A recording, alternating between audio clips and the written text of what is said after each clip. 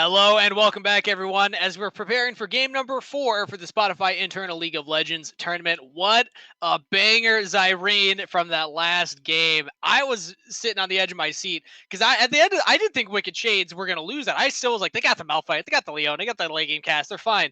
And then that one pick ended the game. Hammy G really closing that one out quickly.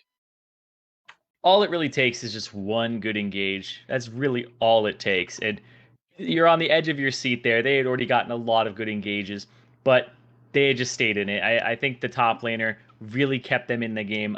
Peregrine, he made it so that they were able to actually just it made it so they were able to stay in the game. Mm-hmm. Absolutely. And the Vel'Koz is something to watch because this is still a blind pick tournament. Probably going to see it again because we do have the exact same team in this next match going up against the Stockholm Scuttlestompers. So let's take another look at the returning team that just won that last game. I mean, I said his name twice. I hope he doesn't give me a reason to say it a third time in this next game because I will respect it if he pops off. But Jerome, congratulations on the fantastic performance. And also Andrew, the Mordekaiser player, keeping them in that game. And then the rest of the team helping out towards the end, getting them across that finish line. Everybody participated, but I feel bad for Hilmar. I have MH, the iOS developer, on the bot lane. He was getting camped a little bit in the early game. Yeah, it felt pretty bad for him. But honestly, they were able to come out on top. He was able to avoid a lot of the ganks. So he was able to buy his team time and then back them up. So we'll see if he has a better game this time. But the team just came together and they played around the captain, the team captain, who plays everything except jungle. Everything except jungle. All he needs to play is that Vel'Koz. I think if this team Hmm. wants to continue getting W's. But let's take a look at their opponents. So the Stockholm Scuttlestompers, SSS, as they have abbreviated their name. Some very dynamic pictures. First of all, I just want to point out Wild Wolf, Andre, your job title includes royalty in it, and you have just the most glorious mustache. So I have to credit you in that, first of all. And then if you direct your eyes to the opposite side of the graphic, we got Nexius. I don't know if that's a real explosion in the background or not, but either way, they're really upping the photo game this time around. I feel like if you combine those two guys, we end up with you. It's just you just Yeah, just just a little merge them. shinier up top and a little mustache.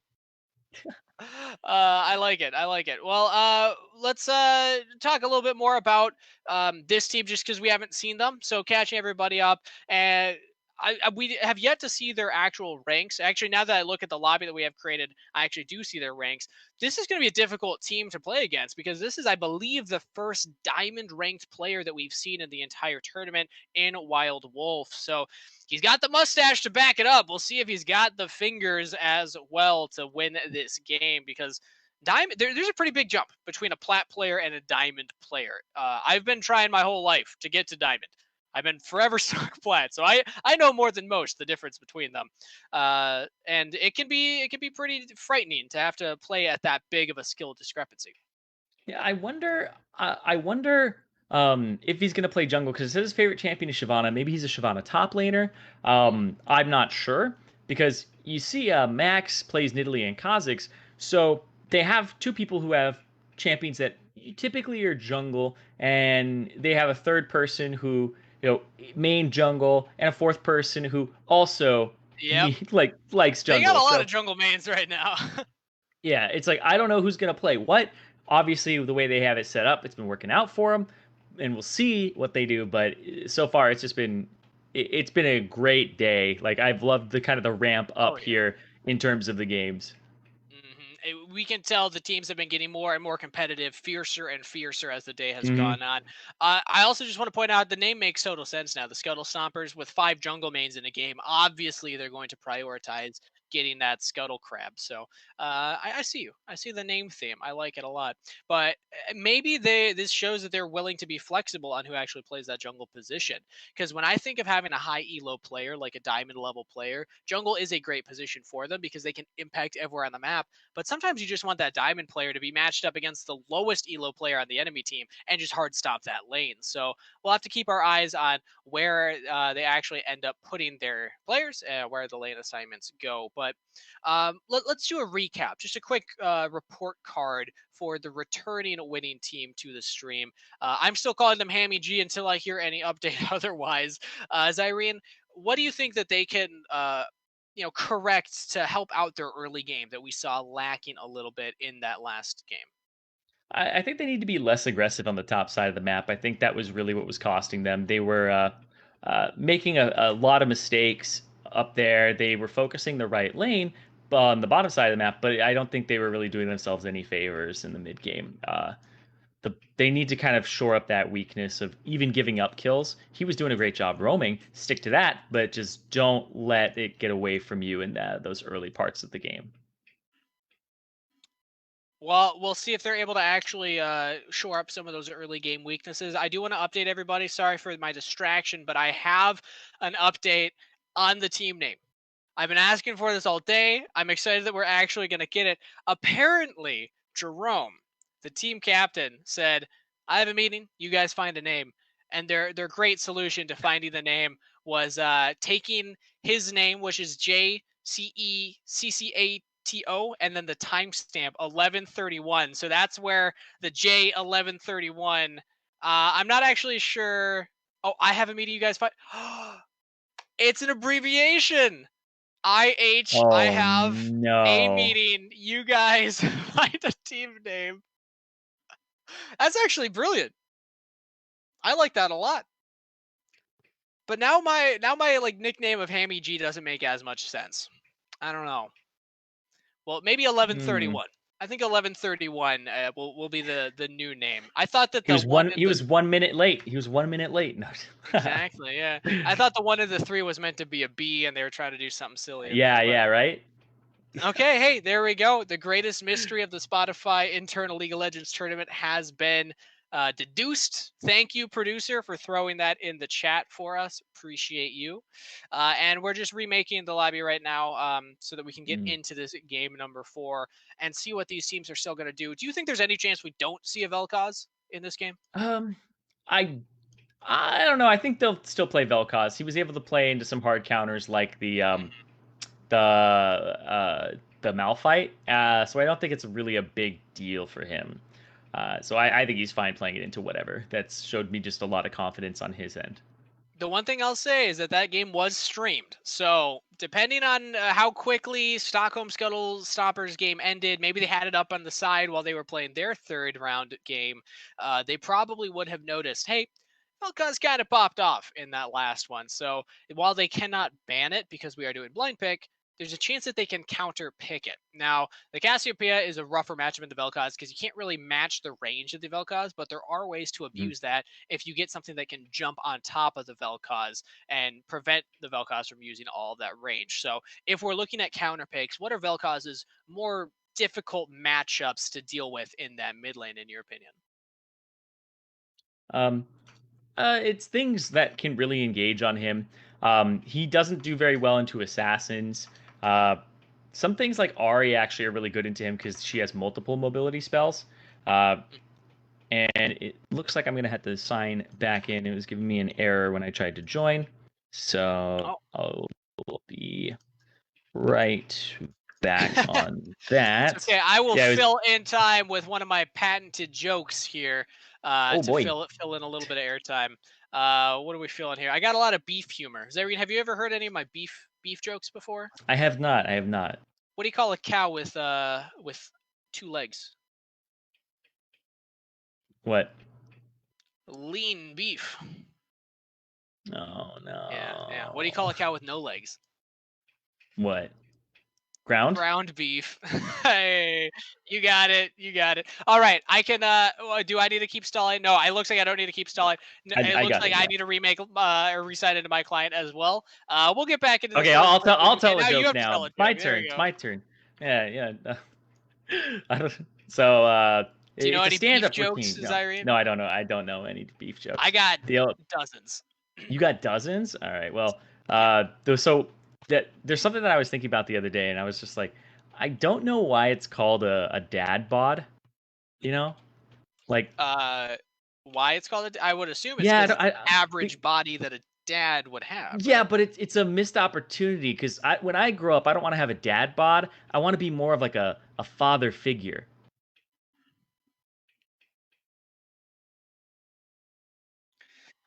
I'm it's gonna take a little minute for me to recover from that one. Why is The it not problem is, called father figure, bro? Like, honestly, come that on, that makes it's a a lot of missed sense. opportunity. I don't like how much sense that makes, but it does make a lot of sense. You know what? I might have to keep that one. I'm still on the fence if I like it or if I hate it, but either way, I'll add it to my repertoire. I'll leave you with one more beef joke because the lobby's almost ready to go. Yep, yep. What do you call a cow named Stuart? Come What? on, you can get there. Beef Stewart beef? stew. Uh, Mm-hmm. Mm-hmm. I'm way too like logical of a thinker for these jokes to figure them out. Well, Oh man. eventually you'll notice that every single punchline just has the word beef in it with some kind of play Hmm. on words. So eventually, they stop. They lose their effect over time, but Yeah. they're And I great mean, to have. so what you got to do is you got to tell two beef jokes. The rule of three. You tell two beef jokes, and then your third joke, you make it sound like it's gonna be a beef thing, and then the Mhm. answer's like pork or something, right? Ooh, switch it up. I like it. I like You're like, that. come on. You're like, come on, it's pork, right? It's like, I see. I didn't think that one through. I guess I don't really plan out like multiple jokes in a row. I usually just rapid mhm. fire them and try and get through them as quickly as possible before they take me off the air and don't invite me back for next year's tournament. But we'll see. I only said Ah, three, so I think that we still have a chance. Um, with that it's being like said, what was that? I was just gonna say, like my friend the other day, he was just like, "Oh, knock knock." And he's like, "Who's there?" It's like, "Oh no!" It's like, "Why did the chicken cross the road?" It's like, "Why? To get to the stupid person's house." And I was like, "That's what?" And then like 5 minutes later, he goes, "Hey, knock knock," and I'm like, "What?" And he's like, "It's the chicken." I was like, I was like, That's a "You, burn. you mother!" That's a burn.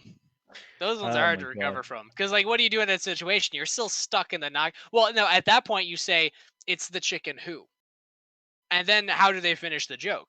You know, that's like when you reverse the knock knock joke. Have you ever had it happen where somebody's like, "I got a good knock knock joke," but you have to start it? Uh-huh. Yeah, that one's Yeah. good. That one's good. All Tho- right, we're Those. done. We're done with the jokes. We're out of our stand-up routine and into game number 4 with the blind pick with both of these teams. So it looks like we're to catch everybody up. We got the OG, and now I'll call them 1131 squad over on the red side. Now that is the right half of the screen, going up against the new challengers in Stockholm, Scuttle Stompers, the 5 jungle team. And it looks like it is going to be Wild Wolf in that jungle position. All right. So he's the person who, yep, in the Shavana, locked in, ready to go, really wants to play that champion. I wonder if it's going to be AP Shavana. That thing claps. It And even hurts. something like a Vel'Koz, it would be a poke war. It would just be a bunch of archers shooting at each other, trying to whittle down those armies. But it's actually the exact same composition It last is. time.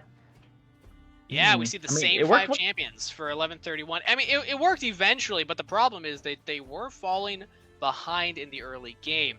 And against Yeah. another team that is now 3-0, yeah, with diamond plat players on the team, how well will they be able to hold on to get those clutch moments later on in the game is my next question, because this team composition is very difficult. It's almost reminiscent of what they dealt with in the last time, an engaged tank support and an engaged tank top laner. The big difference being, I think that Mordekaiser doesn't have as strong of a matchup into the Ornn as he does into that Malphite. I don't play a lot of top lane, so I could be wrong about that, but I actually think that I'm more favoring the team of Stockholm Scuttlestompers, at least their draft, into this poke style composition. Yeah, I think that it really depends. The Ornn is going to do a lot of work. Same with the Alistar. The Ari, like I said, is actually really good into the Vel'Koz, the hard counter. One of the things that does do very, very well, and especially since she's gotten changed slash buff recently, or in the past few months, I guess. So I think the Stockholm Scuttle Stompers have that better team composition into the other. These teams are definitely watching each other's games and trying to counter. But if you're just playing the same thing, then obviously you're the ones getting countered. We'll see, because they were able to play from a deficit before and didn't really have any problems there except for the beginning. So you know that even if you put them behind, the game's still not over. I would say at least I have MH should have a slightly easier time around. There's not going to be a Nocturne ulting on you with an Ashe and a Leona following up. The Jinx will take a little bit longer to scale. Jinx is a champion very, very popular in League of Legends. A lot of players like her because aesthetically she's just fun. She's got this wacky personality. She's got explosions and rockets and claw or bear chompers, all kinds of fun stuff in her kit. But it takes her a while to come online. As an AD carry, you're really looking around that 2 to 3 item power spike for this champion in particular before you can really be considered a major threat to deal with in these team fights. So the later the game goes, yes, we saw success from 1131 last time around, but they're going to have to worry about a Jinx, and Ornn is also one of the best tanks to scale into that late game because you're getting tankier, and his passive allows him to upgrade the items for his teammates once he hits that level 13 mark. So that means Jinx will be even more scary to deal with. So yeah, I mean, work's cut out for squad of 1131. Yeah, they were able to clutch out that last game just barely in the last hour, but I don't know how much more they have in the tank because it takes a lot of mental processing and mental toughness to get through a game like that and then to boom immediately be thrown into the next one also on stream. This is a high pressure situation. Sorry, we've also been watching teams and games that are relatively quick. So it it means that the 2 games before this or 3 games before this that was played by the Scuttlestompers have actually probably been a little bit on the longer side as well, right? We saw 2 21-minute games, 22-minute games on our side, and we still had to wait for other games to finish. So I think this is the part of the day, 3-4 games in, that you start to feel a little bit of that. You might be zoned out a little. You might not be as focused, especially if the game goes south. So keeping focus for like 3 games is usually where people are, it's a good sweet spot. But as soon as you get to 4 or 5, that's why best of fives are such a big thing and so important to have, the ability to play across our time well. That's what I'm looking for here. So mental toughness for this 4th game of the day. We'll see if they can clutch it out here as we send it over to a short break and get loaded onto Summoner's Rift for this game 4. Don't go anywhere.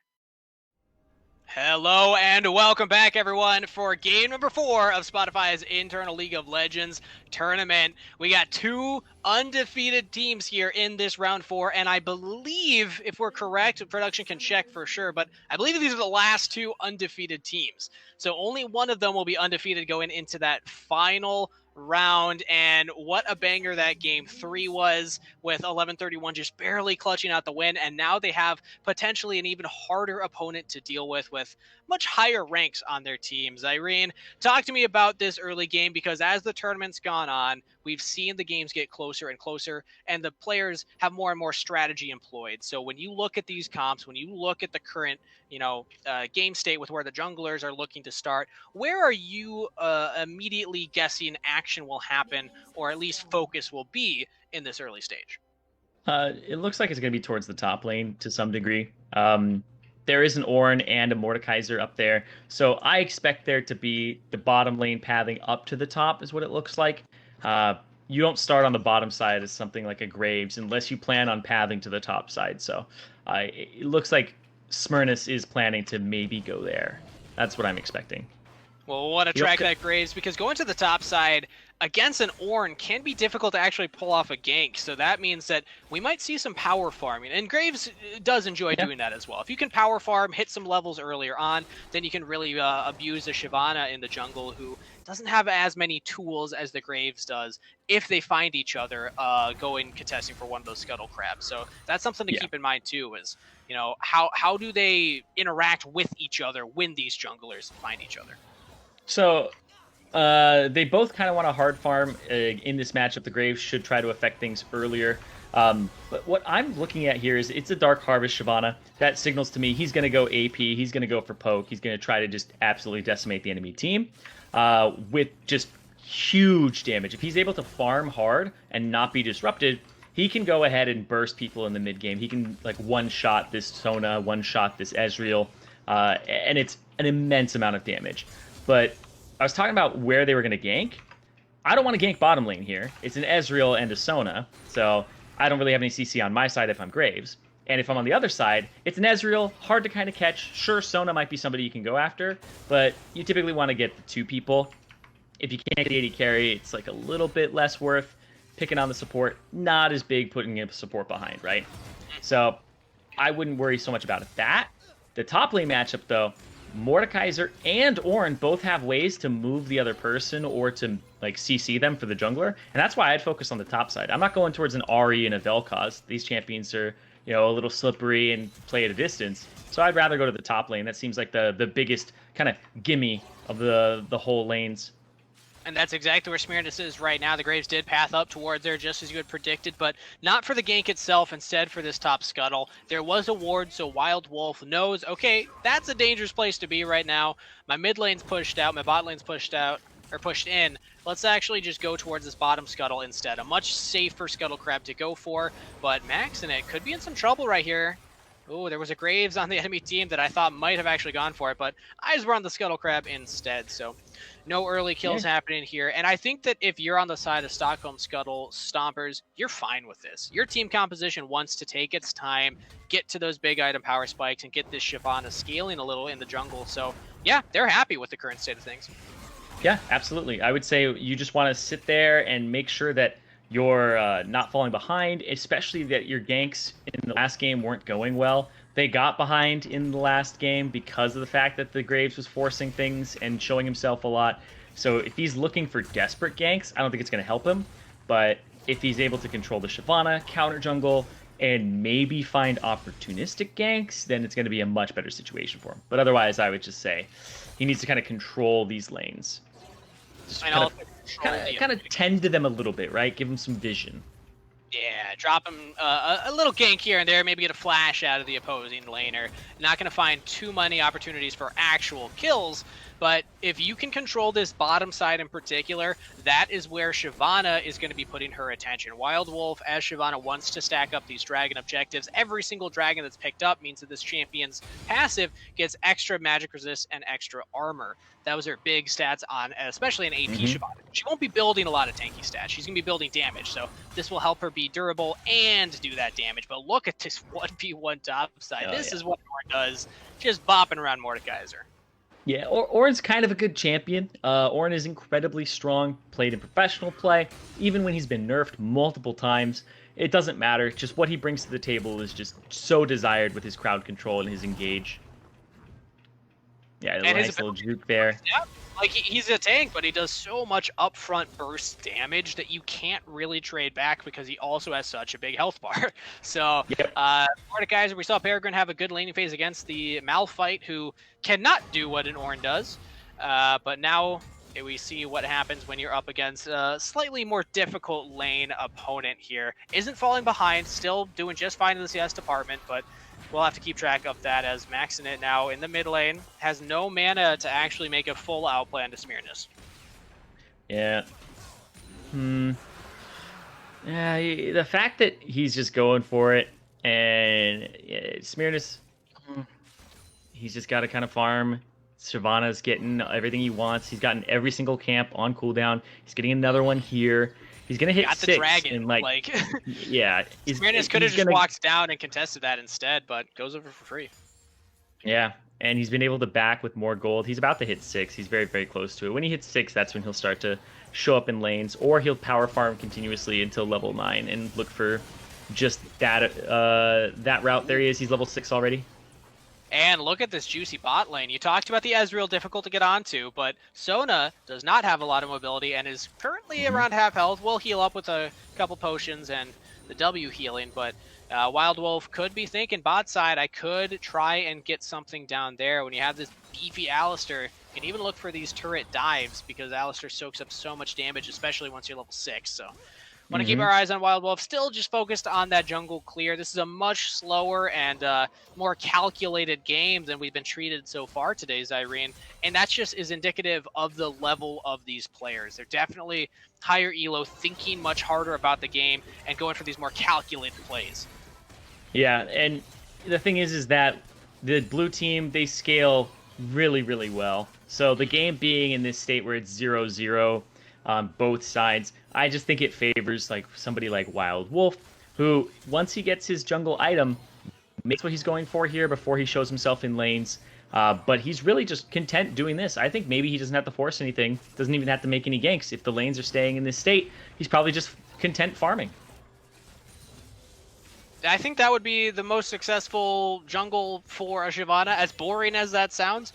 If you could just clear every camp on cooldown, you will scale up later into the game. And like we said, this Jinx Nexius on this hyper-scaling late-game AD carry champion wants those 2-3 items before you're going to be outputting a lot of damage. But they already have the dragon regardless, so they're not even getting put behind because of this champion that typically takes some time to come online. So I'm looking at Smearness right now, thinking, okay, if you're on the team of 1131, if you're rooting for them to win right now, you will want Smearness to do something soon, because it will be on this Graves to actually make something happen. We've seen, based on the laning phase, that none of these laners are going to get themselves. Here's the dive on the bottom side. Ooh, Wild Wolf actually still taking good shots. Flashes away, teleport coming in. Here's Smearness finally joining in on the fight. Throws out the collateral damage, but it's not enough. Just barely. Teleport completes by Dark Chips of Doom. Ornhorn comes out. Smearness in trouble. The Ornhorn gets first blood. Secured by the top laner. Yep, and there it is. There's the Shyvana. What you do with Shyvana is you just throw out the E in dragon form, and then you poke, and you poke over and over again. Once you have some CDR, and you're able to actually keep using that ability, you just run around, kite until it's back up, and you just keep throwing it out. So that champion, he's doing a lot of damage already. He was able to chunk the Graves, chunk 2 other people. He did get ultied underneath turret, but he played it right. It wasn't quite enough damage on the Graves yet to burst it, but it was definitely played correctly. Yeah, that was played beautifully. And also Wild Wolf just went for that back, completed the full Runic Echoes jungle item. So that that E ability in Dragon Form packed a big punch because of that big item power spike and went right down to the bottom side, whereas now Smearness still behind, down a good 20 CS. That's, what, 5 jungle camps right now that Wild Wolf is ahead of his jungle opponent. Smearness can look to get this top Scuttle Crab. Actually, it is not available, I don't believe, so just decides to walk away. Yeah, I don't even think you can invade Wild Wolf right now, despite this Shyvana being quite low on health. Yeah, it's the jungle would just be in too bad a position. Oh. Yeah, there we go. The smoke screen's down. The knockup completes, and a kill donated over to Vel'Koz. That's a successful gank that they've been looking for all game. Yep, and the fact he didn't even have to blow his ultimate to do it means they can just do that again. There's no flash. The ultimate is down for Ahri for a little bit longer, and she's just going to be an easy repeat gank here. And the ultimate will not be available for the dragon spawn. The flash might be. It'll be coming up like right as the dragon fight would start, so there's a chance that they can use that. But if we see 1131 recognizing this, they can go for that dragon. Here's Lockdown coming in from the support, trying to keep this Vel'Koz where he is. Call of the Forge God is not available for Dark Chip of Doom, so Ornn can't quite follow up on that. A little early for Baladas to look for it. I like where his head's at, though. Just execution not quite working for the team just yet. Yeah, you just got to clean that up a little bit. And the dragon is going to be started up here. There's some poke, but it is a big, beefy guy who already has magic resistance built, too. So they're just going to give up this dragon. It's done a little bit too quickly here. This is what Shyvana does. You control the dragons, you stack these up. That's already 2 in the pocket, and before 11.5 minutes. And this is going to be an ocean drake. We've seen multiple mountain drakes so far today, but to catch everybody up, what the ocean drake does, it provides you a little bit of health and mana regen. But that dragon's soul, once you get it, it just gives you that much more of that health regen. So you're going to be way, way harder to kill, especially when this is a pokey composition that wants to throw out damage over time. And there's the Shyvana gank bot side yet again. This turret is receiving a lot of attention. It's a very squishy lane. Ahri's back there too. Oh. Look at Maxinit diving in between the turrets right now, just buying so much space. Yeah, I mean, just what you want to do to get that turret, you make sure that they can take it down by threatening the side, and she's playing the assassin correctly. So despite it being 1-1 in kills, it is 1-0 in turrets, and that is an early turret as well. So they got all the plates off that. They got all that extra gold that comes with it. And those little dividers that you see on the turret health bars there, there's 4 ticks, I suppose, that make 5 little mini bars. each one of those is worth 160 gold. So that means that not only do they get the first turret gold, you get an extra little bit of gold for the turret if it's the first one taken in the game. You also get all that extra gold from those turret plates that you took down, each one of those ticks. So all that gold onto Jinx in particular means that Nexius is going to be scaling up much, much faster than you would typically see a Jinx do. It doesn't have a lot of kills, but has that first turret gold and also just a big CS lead over the Ezreal. So things are looking rough for 1131, and unfortunately, they're only going to look worse as this game goes on. Yeah, and you really have to rely on the fact that you do have a Vel'Koz. He does have 1 kill. You can maybe catch some people out that are squishy, but the Ornn is going to be a problem. The Shyvana is going to be a problem, and the Shyvana is a really good player to boot. So you have to be on your toes here. They weren't able to get enough done early. I think it's not a death sentence, but it's something they have to kind of find a way to be active in this game instead of passive and losing. Creative. Yeah, I think that's the right way to with their engages, with their plays right now, and getting chunked out solo by an Ornn with the Shyvana coming in is not how you want to start it off. Peregrine goes down. Over the wall max, and it might just land the charm, does not quite. So Vel'Koz is safe. This could be a difficult situation to be in. Yep, has to use the Spirit Rush to get out of that one. With that ultimate down, that just means they're going to be able to have less pressure, but they still, it's still a really big lead already in pressure. 3.3k. We've seen larger leads than this in previous games, but this early on is what matters. Later in the game, the gold means less and less, but right now, before items are really completed for some of those ADC players and whatnot, and even top laners, this is where the gold lead really matters in the early parts of the game. This is where the snowball starts. And exactly when you consider the composition that wants to get to the late game anyway when they're ahead right now, because they could just say, okay, we're going to stop making plays for the next 20 minutes and be completely comfortable and still able to win the game. But we've seen that the Stockholm Scuttlestompers are willing to make those plays. They are willing to do things like this where they're invading for a blue buff with their 2 people from the bottom half of the map. I think they got it. Oh, no, it's actually not taking it. Okay, there we go. Smyrnis does claim his own blue buff, but still, just that willingness from the Stockholm Scuttlestompers to be aggressive and look for all of these is very great. And also, Zirene, there's something I didn't notice here, but I oftentimes don't pay too much attention to skins in League of Legends. But is that actually Black Alistair? I don't know. It is, yeah. I've never seen Black Alistair in game before. I know that it's one of the hardest skins in the game to get because it's no longer available. You had to get it back in the day when it came out. I believe it was a pre-release skin, right? I think so. Beta. I think it was yeah, one of the beta skins that you had to download the game or like purchase the version in the store to actually get it. I've been chasing it my whole life. I own every Alistair skin, including the Hextech skin, except for this one. So that's why it caught my eye. Cool to see. Congratulations, Baladas, for actually having one of the hardest skins in League of Legends to get. But with that aside, let's take a look at, again, the global map state of the game in League of Legends right now, Zirene. The Dragon will be coming up shortly, and I definitely think that the Scuttlestompers will want this one too. Yeah, you're going to have to find a way to contest it. That's why everybody's backing now. They're resetting. The vision is down for red team over in their jungle so that they can at least see what's going on. And nope, not. I'm surprised he didn't. Oh, there we go. Okay, I was surprised. If he had done that sooner, there would have been less range. I think he might have had it. Yeah, but he actually doesn't go for it early enough. Smyrnis, the super mega death rocket claims a kill. Nexius says, nice try. I got 2 summoners to get away and an ultimate to boot. So that will be a kill and a dragon claimed here for the side of the Scuttlestompers. Yep, and this is where you would throw your Shyvana E right there.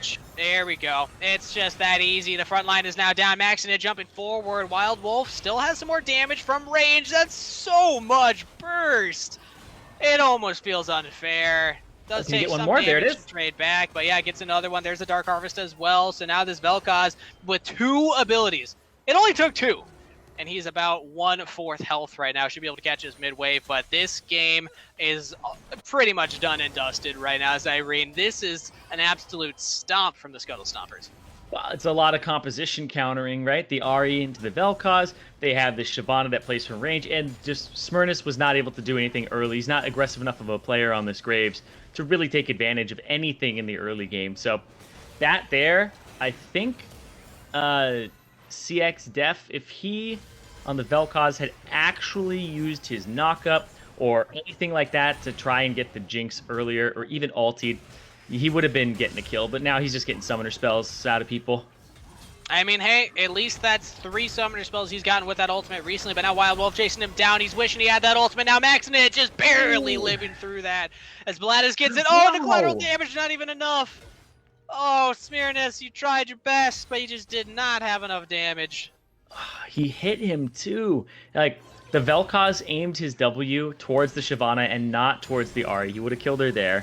And if he had even hit one part of his W on her, the instant part or the part after, then she'd be dead right now, because that collateral damage hit true. It was so close to actually just finishing her off. Game of inches here, Zirene, maxing it, limping away with the tiniest of tiny little health bars, but it's enough. You didn't go down, and that means you get it back, you get a reset, you get some more items, and 4 stacks on that Dark Seal, which builds into the Magi's that we saw in that last game for Cassiopeia. So already the scaling coming in now for this team, because Jinx hits that Infinity Edge, so those rockets pack a punch, and everyone else is starting to follow suit with their item power spikes. Yep. Yeah, they're just going to start having them all fall in. You're going to have that Zeke's for the Alistar, which just helps the Infinity Edge. And we're not that close to the Orin getting to a point where you can upgrade items for people. But he's got a bit of a garage sale right now. He's not really committing to a single item. Yeah. But, I mean, in terms of his upgrades, too. I mean, he's just trying to at least have all resistances at this point. He's not building necessarily for his lane. He bought a Negatron cloak really early on and started roaming towards mid, which I think is absolutely a super good play here. So he's just trying to be as durable as possible, and especially since he's also against a magic damage dealer. Yeah, the MR will go far. There's the Death Realm pulled out from Peregrine. He knew that the Shyvana was coming, but I don't know if he's got the damage to deal with Charged Chips of Doom before that ultimate expires. There we go. Charm immediately gets a flash out of Ornn at least, but another kill picked up for the side of the Scuttlestompers. Sometimes you come out of the Death Realm and it just feels so bad because you're surrounded by enemy teammates, not your own, and you have no idea who's around you, who's not around you when you're inside of that. So tried his best and almost pulled it off. He was actually pretty close to that kill. And like I said, at least gets the flash, but yeah. There's not much more you can ask for in that moment. Okay, red buff stolen away by Wild Wolf right there. Smirnis does not claim that one, and we're seeing a 2-level discrepancy between these junglers. 44 CS. Zirene, when it comes to jungle, if you fall this far behind, it is hard to come back. Yeah, and I'll be honest, I think it's actually less of a lead in levels than I expected, to be honest. I think that it should be a really big advantage, but the fact that, Smirnis isn't that far behind. He still has like the same CS as his top laner, same CS as like his mid laner. It's just that the Shyvana is so far ahead of everyone else that she has a lead over this guy who's, I would say, on par for the course right now. He's level 11. He's 1 level behind the mid laners. He's almost the same level as his top laner. So I think he's kind of holding up, but if you were really dominating this game as Shyvana and taking over like I feel like they are, it's because it's like one of those feel things, right? But it's not represented in the score completely. And Shyvana is just a hard jungler to put behind once she gets ahead, Like, you got those 3 dragons now. She's packing a lot of resistances. Graves can power farm very well, but the champion itself, just when you're not ahead, you don't pack as big of a punch, obviously. But now, caught out is the AD carry. I have MH, has to flash away, uses the heal as well. But the Super Mega Death Rocket lands true yet again. Over the wall goes Wild Wolf, just with the E. Maxing it, tried to chase him down. Does get that kill on a killing spree now, as 2 members picked up. Away from 11:31. 3 members left. They still have some poke with this Vel'Koz, but you got to imagine this dragon is all but secured. And there we go. That's Dragon Soul over to the Scuttlestompers. They might even want more right here. That's so much damage for Wild Wolf from so far away.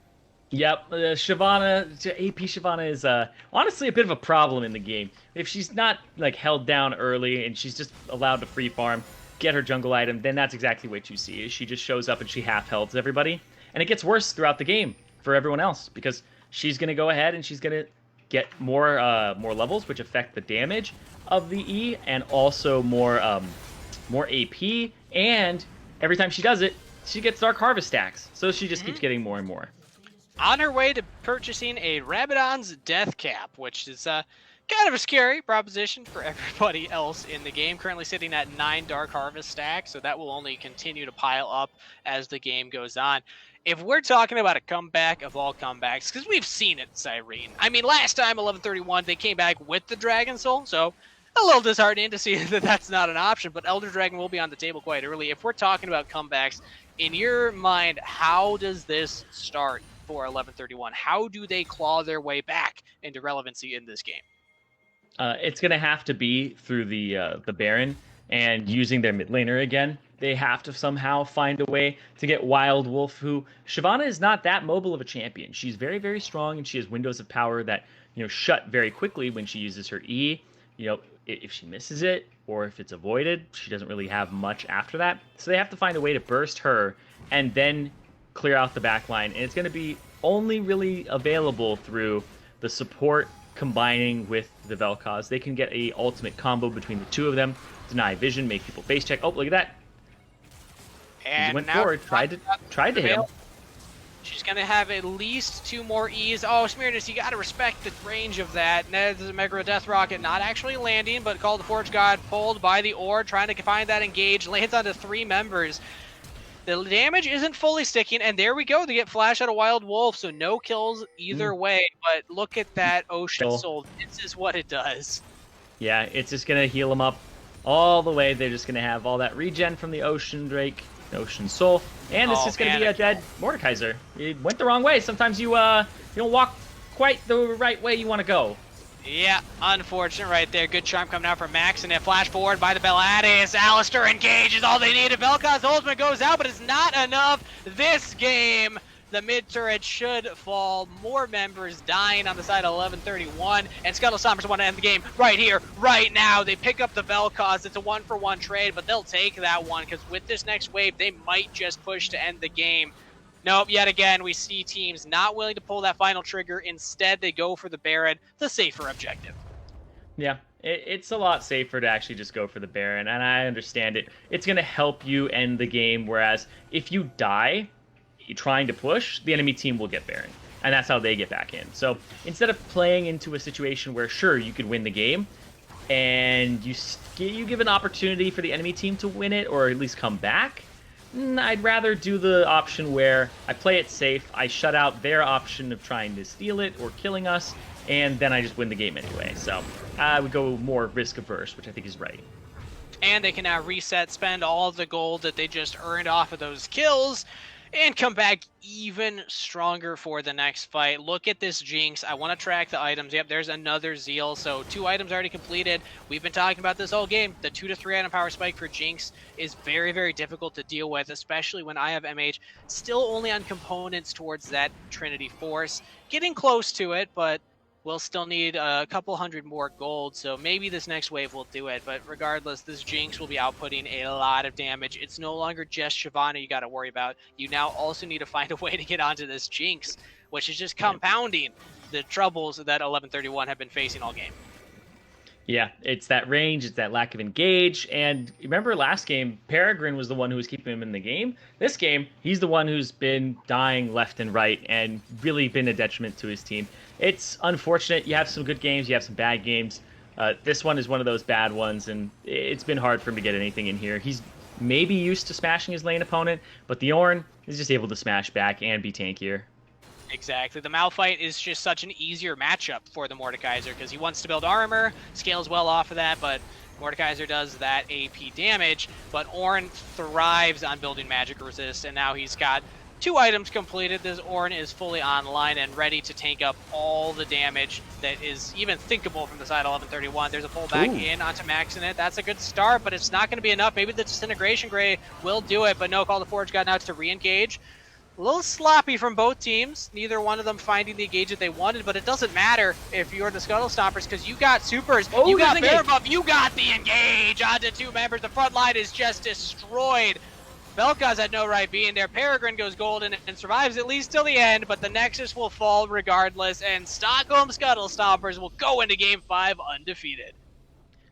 Honestly, they deserve it. They were able to play as a team every single lane, only 2 deaths the entire time. They got the soul, at like 20-ish minutes, 22, they started getting dragons so quickly. And I really think that this team, they just made the enemy team, who we saw come back in the last game, only have 2 kills and 13 deaths across the board. That is massive. And it's definitely showing that you can see one team beat another, but there's always a bigger fish, right? That was the biggest fish that we've seen. That was Yeah. absolute clinic coming in from Stockholm Scuttlestomper. I think we're seeing again that difference between these levels of players. We started off the day seeing a lot of players that are playing League of Legends for fun, getting into the game, learning how to play laning phase. This is what League of Legends looks like when you have a clear game plan and everyone is executing on that game plan. Because the Scuttle Stompers from that minute one knew, okay, we're going to stack up these dragons, we're going to get this Shyvana fed, and we're just going to win through better macro plays. And that's exactly what we saw happen. So the higher level you get, the more you see this kind of approach to the game. And I'm really happy that we were able to see that demonstrated today. But with that being said, we're going to send it over to a short break while we wait to continue the show. So don't go anywhere. We still got more action ahead.